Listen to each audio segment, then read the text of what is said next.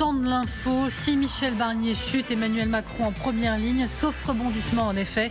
Il doit choisir le président, un nouveau Premier ministre et vite la maison brûle. A-t-il le temps de regarder ailleurs? Et qui pour éteindre l'incendie? Elsie vous répond, c'est à 10h30 la question du jour, bien sûr, la censure.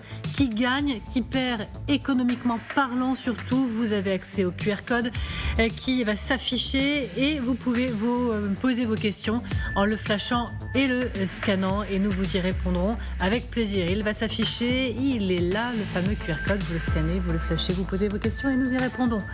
Corée du Sud, les dessous d'une tentative de coup de force. Le président a plongé le pays dans la stupeur en décrétant la loi martiale. Les députés et la société réclament désormais la démission du chef de l'État discrédité.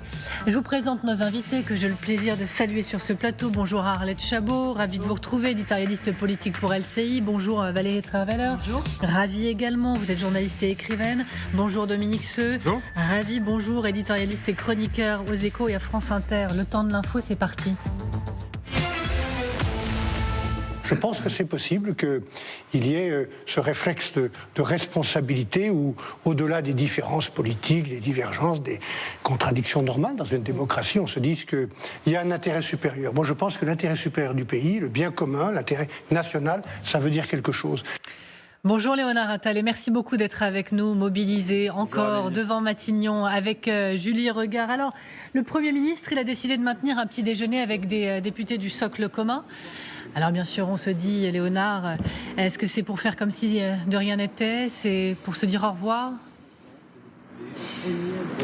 Tant que c'est pas fini, Amélie. Voilà comment on pourrait résumer la journée à venir de Michel Barnier avec ce rendez-vous maintenu. Effectivement, un des députés conviés ce matin me disait même en arrivant qu'il avait vérifié ce matin si ce rendez-vous était bien maintenu. Un autre m'a dit il a peut-être envie de nous remercier, de nous dire au revoir. En tout cas, Michel Barnier veut se montrer au travail jusqu'au bout. Effectivement, il mise, lui, sur un réflexe de responsabilité, disait-il hier, des députés pour éviter la censure jusqu'au bout. Il va se battre, nous disait son entourage hier. Michel Barnier qui sera fixé sur son sort aux alentours de 19h après l'examen de ces motions de censure. Et puis dans le socle commun, dans le bloc central qui le soutient officiellement et en apparence. En tout cas, on nous dit qu'on fait front derrière Michel Barnier, tous unis, tous sur le pont pour dénoncer la censure, disait hier Gabriel Attal. Mais on apprend aussi ce matin que Gabriel Attal se projette déjà sur l'après puisqu'il espère négocier un pacte de non-censure, nous dit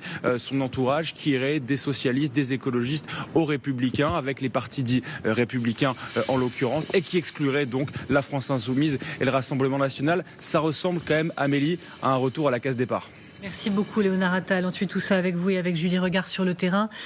Alors il a lancé, Arlette Chabot, hier un appel quasiment à la responsabilité individuelle, ne pouvant plus miser sur les partis, un appel à la responsabilité au nom de l'intérêt des Français.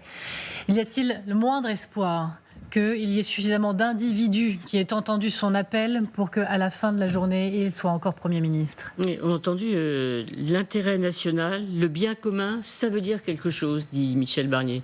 Ça veut dire quelque chose pour lui, mais ça ne veut pas dire grand-chose pour les autres. Et finalement, on a commenté, assez désolé, vous vous souvenez, bien entendu, en plateau, tous les épisodes, depuis 3 mois de la nomination de Michel Barnier. Au fond, qui a fait preuve de responsabilité pendant cette période? Mais il n'y en a pas beaucoup. Ils ont joué avec le budget. Et on voit bien ce qui se passe déjà aujourd'hui. Ils sont tous déjà dans la suite. Voilà, ils se projettent. Pas uniquement pour venir sans doute sauver la situation, mais on les a pas beaucoup entendus quand même, notamment le bloc central et le bloc de soutien au Premier ministre. Vous avez entendu ces derniers jours lancer des appels solennels. Et moi je lance un appel. Où est Édouard Philippe? Oui, mais c'est tous, je veux dire, on n'en a pas entendu. On n'a entendu personne. Donc au fond, on peut revenir sur les erreurs commises ou les maladresses commises par Michel Barnier. Mais franchement, je pense qu'il a été quand même un tout petit peu laissé, pour un peu utiliser un euphémisme, ces dernières semaines. Moi, encore une fois, je n'ai pas entendu beaucoup d'appels au soutien, à la cohésion ces derniers jours. Donc aujourd'hui, on se réveille et encore une fois, ils sont tous dans l'après. Mais ils sont dans l'après depuis le premier jour, c'est-à-dire depuis le 5 septembre et la nomination de Michel Barnier. la plupart des responsables politiques, y compris ceux qui devaient le soutenir, pensent qu'il ne pourra pas tenir, pensaient qu'il ne pourrait pas tenir et étaient déjà dans la suite. Alors, il y en a en revanche qui n'ont pas du tout disparu, au contraire, qui savent occuper l'espace et même donner le tempo. C'est le Rassemblement national, bien sûr, Jordan Bardella ou encore Laure Lavalette ce matin dans la matinale de TF1. Regardez. On ne peut pas nous ignorer pendant 3 mois et venir à 2 heures de la censure en disant s'il vous plaît, ne censurez pas, je vais vous donner ce que vous avez envie de faire. Ça marche pas comme ça. Donc ce type de considération, il fallait l'avoir au début. Est-ce que votre vote peut encore changer avant 16h? Oui, mais ça n'est pas possible, Adrien Gendre. Ça, c'était avant-hier jusqu'à 15h que le gouvernement pouvait le faire.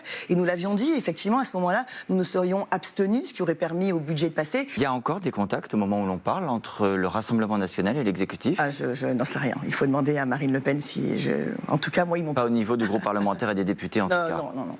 Bon, chronique d'une censure annoncée, on peut passer à la suite, c'est terminé ? Oui, je crois que les choses sont très claires. J'abonde complètement dans le sens de ce que vient de dire Arlette. Les matinales télévision ou radio, il y en a quand même un certain nombre. Est-ce que Gabriel Attal, François Bayrou, Laurent Wauquiez, Édouard Philippe ont été vus ce matin ou hier matin dans une matinale télévision chez vous ou ailleurs? Non. Michel Barnier a été lâché en race campagne, peut-être parce que il s'est passé ce qui était annoncé depuis une semaine, c'est-à-dire que quand un engrenage est lancé, eh bien c'est très difficile de revenir en arrière. Un engrenage a été lancé, le RN a commencé à avancer vers la censure et à aucun moment il n'a voulu revenir en arrière. La gauche était lancée dans la censure depuis 3 mois et ils ont donné l'impression, pour le Parti Socialiste, vous aviez Jérôme Guedj tout à l'heure sur le plateau, ils ont donné l'impression, ils nous ont dit qu'ils voulaient revenir en arrière, mais c'était à partir de dimanche. Alors, la question, c'est pourquoi ils l'ont lâché alors ? Qui a lâché? Pourquoi le Bloc Central ? Il a été lâché par le Bloc Central, par Édouard Philippe, Gabriel Attal, par pour une raison très simple, c'est qu'il y a pour une raison disciple et une autre indicible. La raison indicible, c'est que nous sommes dans un bal des égaux absolument fantastique où chacun ne pense qu'à 2027. Ça, c'est la raison indicible. La raison disciple, c'est que les dés étaient un peu pipés depuis le départ, puisque nous sommes dans un Parlement où il n'y a pas, non seulement il n'y a pas de majorité, mais il n'y a pas de minorité vraiment constituée et efficace. Voilà, vous avez évoqué ces personnalités du Bloc central. Elles sont toutes, ils sont tous, parce qu'il ne s'agit que d'hommes, chacun dans leur agenda personnel. Souvenez-vous de cette image de passation de pouvoir entre Gabriel Attal et Michel Barnier.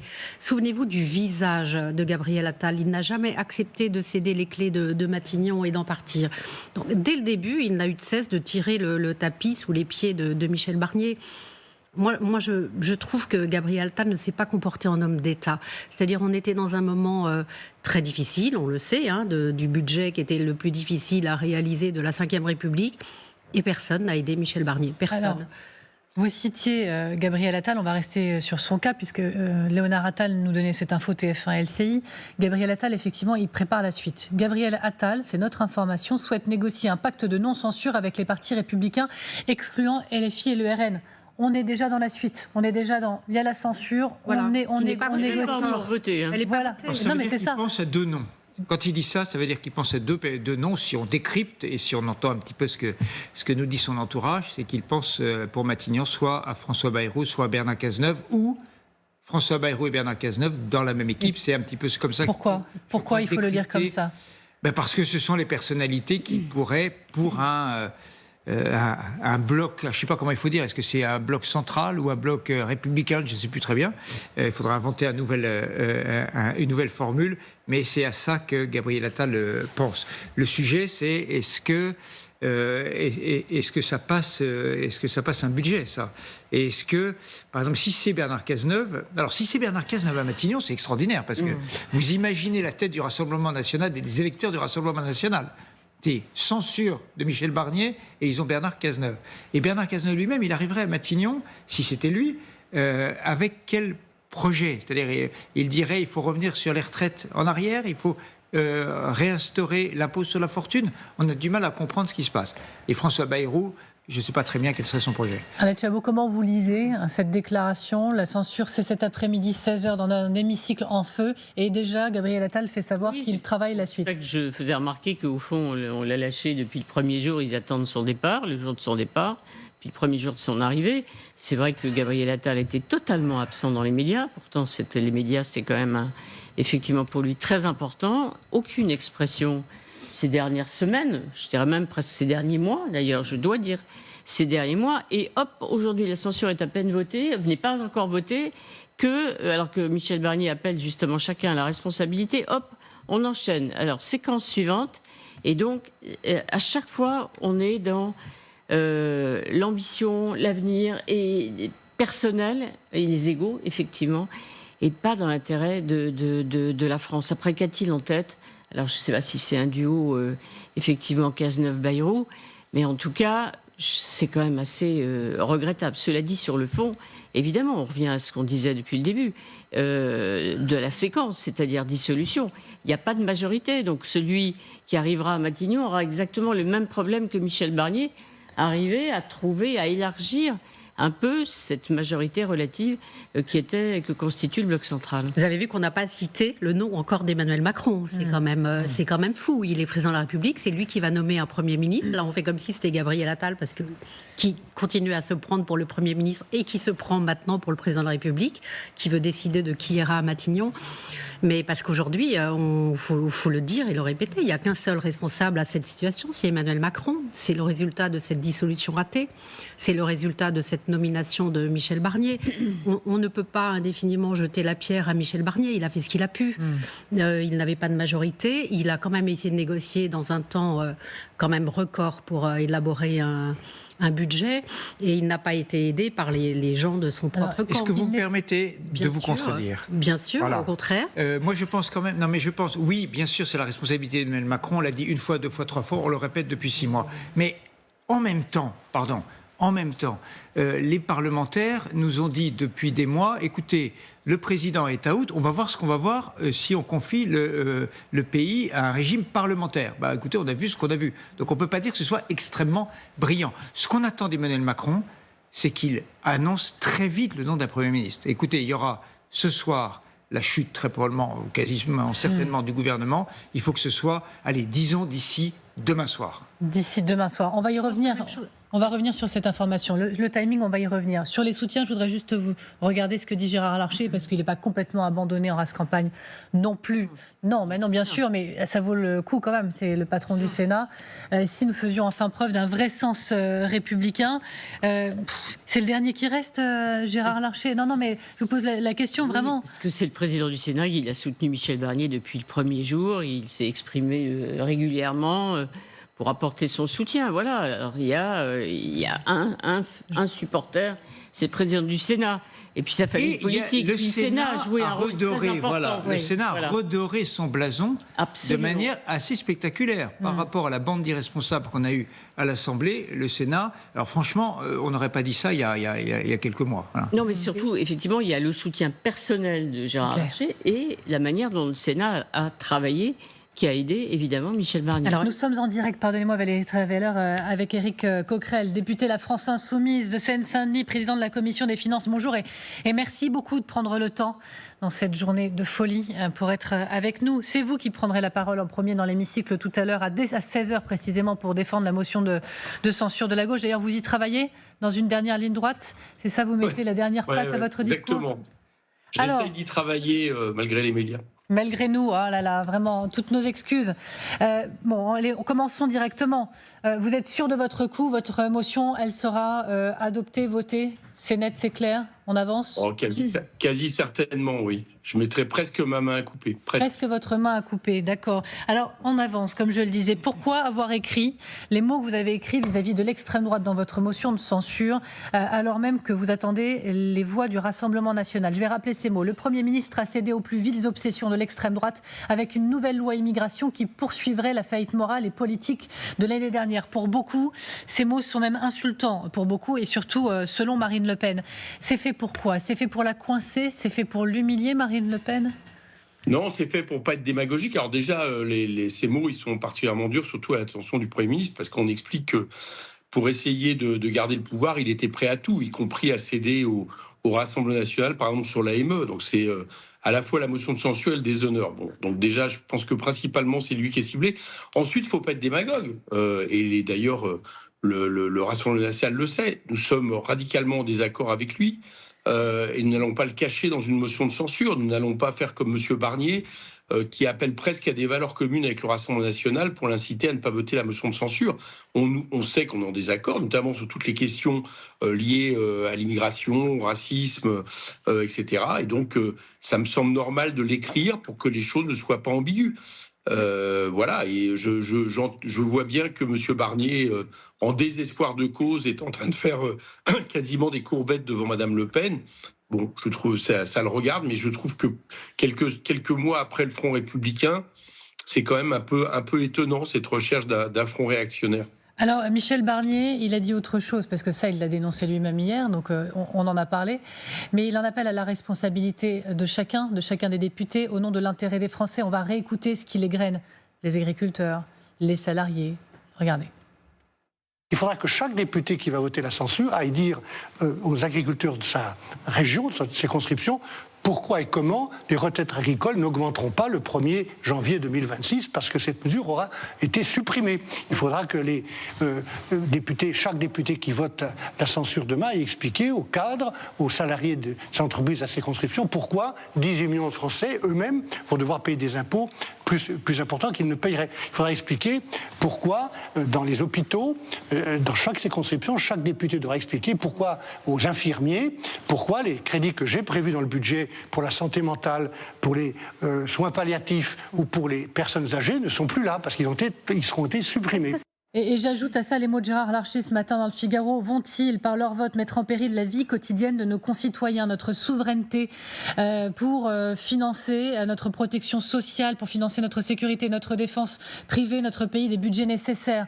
Ce sont tous des menteurs, ceux qui disent ça, Éric Coquerel. Il n'y a rien de vrai dans tout ça. Les Français ne vont-ils pas pâtir, ou certains d'entre eux, de cette décision? Voilà, je vais vous répondre. Mais déjà, je note une chose, c'est que ça montre bien qu'ils sont complètement à l'ouest, quoi. Voilà. Et j'allais dire, ça éclaire ô combien l'illégitimité de M. Barnier, qui, je rappelle, porte un gouvernement qui était ultra minoritaire dans les urnes en juillet. Pourquoi ? Parce qu'il parle, par exemple, des agriculteurs. Je vais vous dire, il y a plusieurs députés France Insoumise, je pense notamment à Éric Trouvé, qui étaient la semaine dernière avec les agriculteurs. Et les agriculteurs, ils souhaitent autant une censure populaire de ce gouvernement que nous souhaitons une censure parlementaire. Hier, j'étais avec les chauffeurs de taxi qui revendiquaient pour un projet de loi de finances qui reconnaissent leurs droits. Je peux vous dire que ces chauffeurs de taxi réclamaient autant une censure populaire que nous une censure parlementaire. Et c'est vrai demain dans l'éducation, et c'est vrai dans les hôpitaux. Donc M. Barnier, il ne peut pas laisser penser qu'il incarne comme ça une espèce de majorité silencieuse parce que c'est faux et que celle-ci est plutôt, j'allais dire, derrière notre motion de censure. Ça, c'est la première chose. La deuxième chose, c'est oui, ce sont des menteurs. Voilà, je vous le dis, et c'est pas bien de faire ça.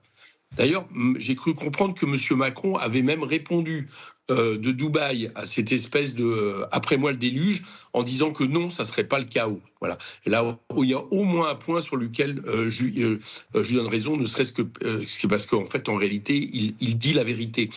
Il n'y aura pas, si je prends un exemple, il faut arrêter de dire que si le budget de M. Barnier n'est pas adopté en l'état, il faut arrêter de dire que les retraites ne seront pas, par exemple, s'en porteront plus mal. Au contraire, si le PLFSS demain n'est pas adopté, c'est les règles actuelles qui vont prévaloir et donc, par exemple, toutes les retraites seront indexées puisque c'est le cas aujourd'hui. Si le budget de l'État n'est pas adopté à la fin de l'année, il y aura une loi spéciale qui permettra pendant un mois de passer le cap et après il faudra rediscuter d'un budget. Donc ce qui ira dans la loi spéciale, ça ne sera pas le budget de 2025. Arrêtez de faire peur aux Français. Arrêtez de dramatiser. Et nous, à 10h30, on continue de répondre à ces questions que les Français se posent. Quel perdant, quel gagnant et quel impact sur la vie des Français? On le fera encore tout à l'heure, ce travail de pédagogie. Éric Coquerel, une information TF1 LCI qui est arrivée il y a quelques minutes maintenant. Gabriel Attal, il se positionne déjà pour la suite. Si censure il y a, il propose, on va voir ces mots, un pacte de non-censure. Gabriel Attal souhaite négocier un pacte de non-censure avec les partis républicains, excluant donc le RN et vous. Et LFI, vous lui répondez quoi? Il n'a toujours pas compris qu'il a perdu les élections, quoi. C'est marrant, il continue, les macronistes continuent, M. Attal continue à faire comme si c'était eux qui étaient au centre du jeu, un bloc central, capable d'organiser des majorités. Mais c'est tellement vrai que lorsqu'il y avait le débat budgétaire que proposait M. Barnier et son gouvernement, ils étaient 20 à 30 dans l'Assemblée, divisés entre eux. Donc tout ça n'a pas de sens. Tout ça, c'est du blabla de la part d'une armée en déroute qui est déjà incapable de se rassembler. Alors inutile de vous dire que je ne vois pas comment elle pourrait avoir la prétention de rassembler les autres. Et puis en plus, cette idée de mettre en équivalence LFI et le RN, c'est tout l'inverse du Front républicain. C'est le Front républicain qui a permis justement que le RN ne prenne pas le pouvoir, mais même qui a permis à beaucoup des députés macronistes de M. Attal d'être élus, parce que sinon ils auraient été battus. Et là, quelques mois après, qu'est-ce qu'il fait ? Il recommence finalement à banaliser le Rassemblement national et à insulter nos électeurs en disant ça. C'est vraiment pas, sur le long terme, c'est vraiment un pari catastrophique. Il y a une question de Dominique Seux qui est sur le plateau pour vous. Oui, bonjour Éric Coquerel. Alors d'abord un premier point, je crois que je suis assez d'accord avec vous pour dire qu'il n'y a pas de chaos, et c'est plutôt un poison lent sur les taux d'intérêt, sur la situation économique, les investissements, mais il n'y a pas de chaos a priori à attendre. Mais ma question est la suivante. Pour l'après, on a l'impression, et on découvre ce matin, grâce à une très longue interview d'Olivier Faure dans Le Monde, que vous n'êtes pas d'accord au sein du nouveau Front populaire sur l'après, alors que vous vous apprêtez dans quelques heures à voter la même motion de censure. Cette interview est fascinante parce qu'elle marque tous les désaccords que vous avez entre vous sur ce qu'il faut faire, sur les personnalités à nommer. Ma question, c'est est-ce que vous souhaitez toujours que tout le programme, rien que le programme du NFP, soit l'étape suivante après la nomination d'un nouveau gouvernement, et j'imagine que c'est Lucie Castet que vous souhaitez porter à Matignon. Est-ce que ce désaccord avec Olivier Faure, qui est quand même manifeste, ne vous paraît pas un petit peu étrange quand même sur ce qu'est NFP aujourd'hui? Avant de vous laisser répondre, pour nos téléspectateurs, je donne les mots d'Olivier Faure. La gauche ne trouvera pas d'accomplissement parlementaire sans compromis. Aucun gouvernement ne pourra appliquer tout son programme, rien que son programme, exact inverse de ce que disait Jean-Luc Mélenchon lors même des soirées électorales, dès le début de la séquence. Bon, écoutez, à quelques heures d'une motion de censure, je n'ai pas spécialement envie de polémiquer avec le Parti socialiste. Je dirais seulement deux choses. Je rappelle à Olivier Faure que lui et les députés socialistes ont été élus sur un programme vis-à-vis des électeurs et qu'ils doivent le respecter. Voilà, ils n'ont pas été élus sur un programme de centre-gauche modéré d'accompagnement du néolibéralisme. Donc c'est à eux d'en tirer les conséquences. Deuxième chose, le désaccord particulier que M. Faure exprime, c'est sur l'appel à la démission de M. Macron, parce que lui considère que ce n'est pas ça qu'il faut mettre sur la table. Nous, on considère que le point de blocage, et manifestement on est de moins en moins seul dans le pays à le dire, au fond, au final, c'est celui qui a provoqué le chaos politique, y compris les risques économiques qu'on connaît, c'est-à-dire l'hôte de l'Élysée. Voilà. Je réponds donc vous n'êtes d'accord sur rien? Non, on n'est pas d'accord sur... Alors, on va être d'accord pour voter une motion de censure, et figurez-vous, sur le fond, et je vais y venir, Dominique Seux, je vais répondre comme ça à votre question, ce que j'observe, c'est qu'au-delà des petites phrases de ce type, on vote quasiment la même chose à l'Assemblée. C'est-à-dire que aussitôt qu'on discute de fond, le Parti socialiste, le groupe écologiste, le groupe communiste et nous-mêmes, nous votons la même chose à l'Assemblée. Donc c'est inexact de dire que nous sommes d'accord sur rien. Je pense que se joue en plus le congrès du Parti socialiste qui, à mon avis, leur fait commettre l'erreur habituelle qu'on a dans ces moments-là, c'est-à-dire qu'on regarde davantage le centre de gravité interne que le centre de gravité du pays. Mais ça les regarde. Je réponds à votre question, Dominique Seux, parce que elle me paraît importante. Nous avons toujours dit une chose, et nous l'avons fait. Nous avons toujours dit que nous voulions un gouvernement qui portait tout le programme et que les compromis, après, on les trouverait à l'Assemblée. Autrement dit, on porte le programme et les compromis dans une démocratie parlementaire se font avec l'Assemblée, et on faisait effort de trouver des compromis suffisamment acceptables pour que malgré tout notre projet, notre programme ne soit pas dénaturé. Et nous l'avons prouvé. Nous avons prouvé que lors de la discussion budgétaire PLFSS, PLF, le budget de l'État, nous avions fait passer des amendements qui permettaient, par exemple, d'aller chercher 56 milliards de recettes supplémentaires, ce qui baissait les déficits, ce qui libérait des marges de manœuvre pour investir dans l'écologie. Et je vous peut-être de la technique, mais c'est important. Ça veut dire qu'on a trouvé des majorités concrètement sur les propositions que nous portions. Et monsieur on avait dit qu'on était capable de le faire, on l'a fait. Et donc, je vous réponds, si demain nous gouvernions le pays, moi je serais assez pour dire, on a le budget qui revient le 18 décembre à l'Assemblée, on pose les amendements qui ont été majoritaires dans l'Assemblée et on regarde qui se positionne par rapport à des amendements qui ont eu des majorités. Voilà. Une dernière question, Éric Coquerel. Vous dites, si nous gouvernons le pays, est-ce que vous accepteriez des compromis avec un Bernard Cazeneuve, par exemple ? Manifestement, il n'a pas spécialement envie de compromis avec nous, ni d'adopter le programme majoritaire du NFP. Donc, mais je vous demande de parler en votre nom, pas au nom de M. Cazeneuve. Est-ce que vous seriez prêt à des compromis ? Mais la question n'est pas là. Moi, je fais des compromis avec tous ceux qui sont d'accord avec notre programme. Voilà, ça ne s'appelle pas des compromis, alors s'il faut être d'accord avec vous. Non, mais attendez, oui, mais c'est normal. Monsieur Cazeneuve ne faisait pas partie des gens qui ont discuté le programme. Tout d'un coup, est-ce que... je veux dire, Monsieur Cazeneuve, je vais vous dire, le fond de ma pensée, c'est que je pense qu'en rapport de force, il est surtout dans les médias. Voilà, je pense qu'il est... il n'a peu de crédibilité dans tous ceux qui ont voté pour le NFP. Bon, j'ai bien entendu qu'on en fait un candidat putatif, etc., parce que pour je ne sais quelle raison, mais donc mon objectif, c'est pas de discuter avec M. Cazeneuve. Moi, ce qui m'apporte, c'est ce que les électeurs ont voulu. Ils ont voulu un programme en rupture avec ce qu'a porté M. Hollande pendant des années, qui nous a amené dans le mur, qui nous a amené M. Macron. Et je pense que la gauche a de l'espoir si elle assume ce type de programme. C'est exceptionnel, mais je vous invite à rester pour notre moment. Qui a dit ? Regardez, le qui a dit. Petite musique qui accompagne. C'est moi qui dois répondre. Vous participez en tout cas à cet exercice, Éric Coquerel, si vous le voulez bien, plus que quelques minutes avec nous. Il faudra qu'à partir de février, mars, il y ait la question d'une présidentielle anticipée. Qui a dit ça ? Tout le monde participe, même en plateau, mais Éric Coquerel, je trouvais ça quand même intéressant d'avoir votre regard. Pas le maire de Cannes ? Bah oui. Qui a dit ça, Éric Coquerel ? Pas le maire de Cannes ? Alors on n'est pas loin. Jean-François Copé. C'est Jean-François Copé. C'est Jean-François Copé. Ah oui, voilà. Oui. Voilà, on va l'écouter. Regardez. Comment ce matin ? Nous ne pouvons pas tenir comme ça jusqu'en 2027. C'est impossible, vous le voyez. Donc il faudra qu'à partir du mois de février, mars, il y ait la question d'une présidentielle anticipée. Ça dure 50 jours. Et pourquoi je dis mars ? Parce qu'à partir du mois de mars, 50 jours, ça nous amène au délai possible d'une nouvelle dissolution après une présidentielle qui remettrait les institutions dans le bon ordre et permettrait aux Français, enfin, de trancher normalement cette question. Vous dites merci à ces voix de droite, Jean-François Copé et donc David Lisnard également, qui s'élèvent pour dire nous aussi on appelle à la démission. Merci à vous, travaillons et avançons ensemble. Il y a des gens de droite qui sont d'accord avec ce que nous disons, c'est bien. Et donc, du coup, à quoi ça sert, Éric Coquerel, pardonnez-moi, à quoi ça sert d'appeler à la démission quand le président a encore fait savoir hier qu'il ne démissionnerait pas ? Oui, d'accord, mais alors 3-4 mois avant la motion de censure, il disait qu'il n'y aurait pas de motion de censure.